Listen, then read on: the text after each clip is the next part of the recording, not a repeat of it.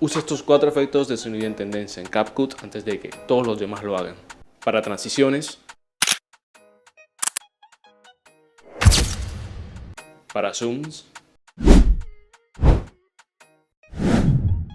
para generar tensión en tus comienzos